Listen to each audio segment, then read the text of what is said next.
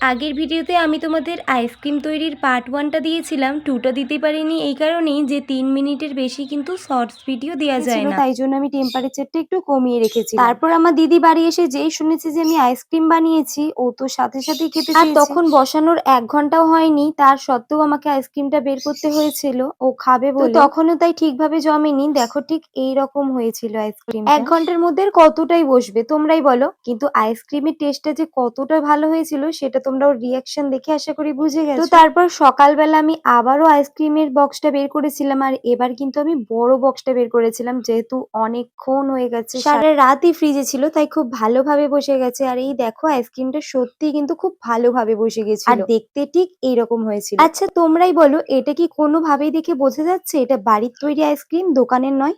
একদমই বোঝা যাচ্ছে না। আর টেস্টটাও ঠিক এতটাই সুন্দর হয়েছিল। এটা একদমই আমার কথা না, সবাই খেয়ে এই কথাটাই বলেছে, তাই তোমাদের সাথে শেয়ার করলাম। তো আজকের ভিডিওটা ছিল এই পর্যন্তই। ভালো লাগলে একটা লাইক কমেন্ট শেয়ার করে যেও, আর নেক্সট ভিডিও কিসে দেখতে চাও অবশ্যই কমেন্টে জানিও। আর তোমরা যদি চাও আমার নেক্সট ভিডিওতে আমি তোমাদের নামও নিই, তাহলে অবশ্যই একটা কমেন্ট করে যেও। আজকের মতো এখানেই শেষ করলাম, দেখা হচ্ছে অন্য কোনো ভিডিওতে, ততক্ষণ সবাই ভালো থেকো।